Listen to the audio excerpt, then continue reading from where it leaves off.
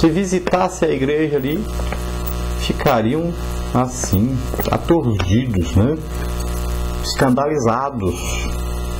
O avivamento causa escândalo às pessoas que são apenas religiosas, que não acreditam nas manifestações do Espírito Santo, pessoas que são tristes, não são alegres com Deus, não têm intimidade com Deus. Acontece isso. E os próprios pentecostais muitas vezes são contra as manifestações do Espírito Santo. Então, num grande avivamento, pessoas caem pelo chão, pessoas rolam pelo chão, pessoas riem a noite inteira, pessoas gritam. Existem muitas manifestações que você diz, isso é esquisito, isso é um absurdo, porque você não participou ainda, não sabe o que é. Então você deve sempre orar e deixar que Deus haja da sua maneira. A maneira de Deus é perfeita. Existem criancices. É evidente que existem. Como é que vai ter um avivamento sem primeiro ter as criancices? Primeiro vai acontecer isso, depois vai sendo regulamentado. Você vai pegar 1 Coríntios 14 e vai regulamentar. Olha, existe ali uma profecia, Deus está falando para a igreja. Vamos fazer o seguinte, a Bíblia diz quando Deus vai usar aí as pessoas, Ele pode usar, todos podem profetizar, mas numa reunião, 2 ou 3, no máximo, aí, você vai permitir que 2 ou 3 profetizem, falem à igreja o que Jesus quer falar. Não é? É assim que funciona. Tá aquele barulhão, todo mundo falando em línguas. Tudo bem, não tem problema nenhum. Agora, existe um momento do ensino da palavra, ou da pregação da palavra de Deus. Esse momento, todos devem falar em línguas, se quiserem falar, bem baixinho, não atrapalhando a pregação, a audição das outras pessoas. Não é? Estão todos orando, um fervor espiritual. De repente, Jesus começou a usar uma pessoa. O que acontece? Os outros diminuam o volume para ouvir o que Jesus está falando através daquela pessoa. E assim são as regulamentações que vão acontecer depois. Aí a liderança vai regulamentando, vai controlando, ordenando direitinho. Mas não acabar, não querer ser dono e não impedir as manifestações. Então Paulo diz, não proibais falar em língua, né? Porque aí alguns levavam assim também para o outro lado, para o extremo. Já estava proibindo, não pode falar em língua. Aqui não pode profetizar. Aqui não sei. Não é assim.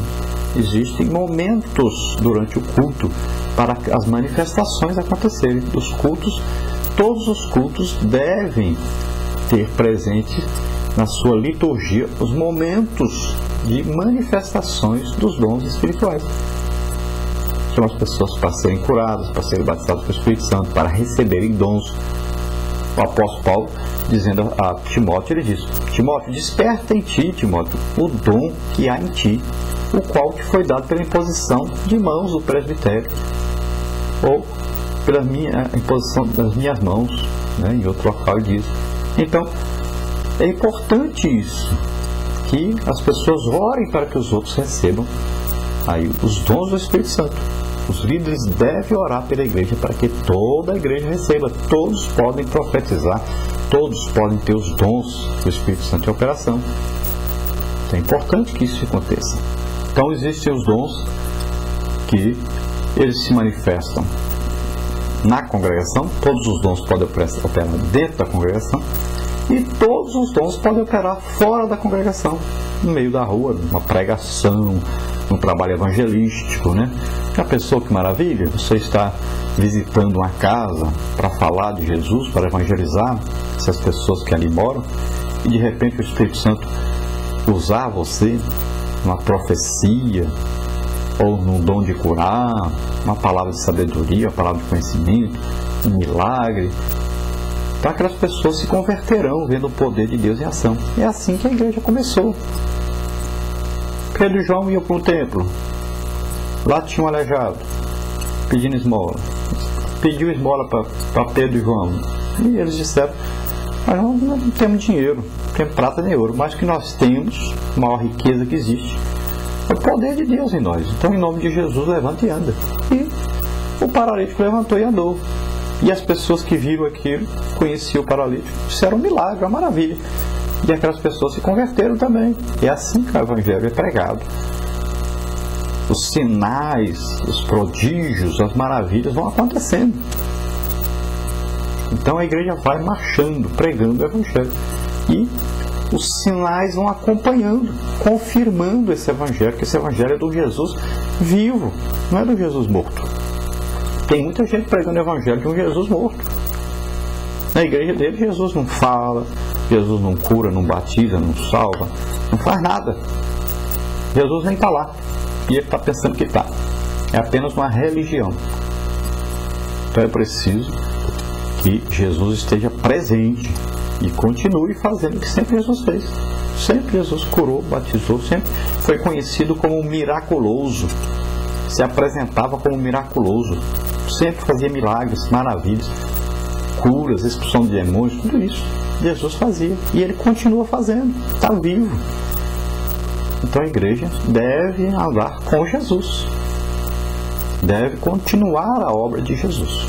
Nós vamos ver agora um estudo que nós estivemos dando sobre os dons espirituais. É evidente que nós vamos ter aí trechos cortados, mas nós vamos aproveitar um estudo que nós demos com a congregação Monte Hermon, onde nós congregamos, onde houve um grande avivamento. Pessoas ali, gangues e mais gangues que haviam ali, foram todos convertidos ao Senhor Jesus, através do poder do Espírito Santo. Ali também, muitos e muitos ex-bruxos, né? Ex-drogados, ex-prostitutas, muitas pessoas que vestiam com espiritismo, né? Estavam escravizados por demônios, ali em uma região onde havia muitos terreiros de macumba, e essas pessoas então foram convertidas através do poder do Espírito Santo em ação, esse grande avivamento que houve ali. Então você vai ver aí nessa congregação o nosso estudo sobre os dons espirituais. O apóstolo Paulo chegou ali, Corinto, evangelizou ali os coríntios, eles aceitaram Jesus, uma igreja cheia do Espírito Santo, uma igreja onde os dons do Espírito Santo, todos os 9 dons do Espírito Santo, operavam na igreja de Corinto. Todos operavam na igreja. Será que hoje a nossa igreja é para todos os 9 dons operar na igreja? É o desejo de Deus ou não é? É o desejo de Deus. Então, se não está acontecendo, por que não está acontecendo? Porque falta desejo, né? Falta querer. Por que as pessoas não querem os dons? Por que a pessoa não está aí chorando, gritando, ficando as madrugadas acordado, pedindo a Deus, eu quero o dom? Por quê? Porque os dons não são para nós mesmos. Os dons são para outras pessoas, são para ajudar os outros, não é para nós. É por isso que as pessoas não buscam. Por quê? Para que os dons do Espírito Santo operem na igreja, é preciso que cada um ame os outros. Se você não ama ninguém, você também não recebe dom nenhum, porque o dom só opera pelo amor. Olha, se eu vou curar, eu vou orar para curar quem? Outra pessoa, não é eu. Não adianta eu orar por mim mesmo, para mim ter o dom de curar e orar por mim, não existe isso. Eu oro pelos outros, né? Eu vou profetizar para mim? Não, eu vou profetizar para os outros. Então os dons são para os outros. Por isso é que poucas pessoas da igreja têm dom do Espírito Santo, porque falta o amor, falta querer ajudar os outros, tá? É por isso. No grande avivamento, como aqui já teve, então os dons operavam. Era o início da igreja, né? Não tinha grupo. Hoje tem grupo. Tem o grupo do coral, tem o grupo do vocal, tem o grupo da mocidade, tem o grupo da evangelização, tem o grupo da campanha, tem o grupo do serigueiro, né? São vários grupos na igreja e cada um só se preocupa com o trabalho dele. Mas quando nós começamos, os irmãos lembram,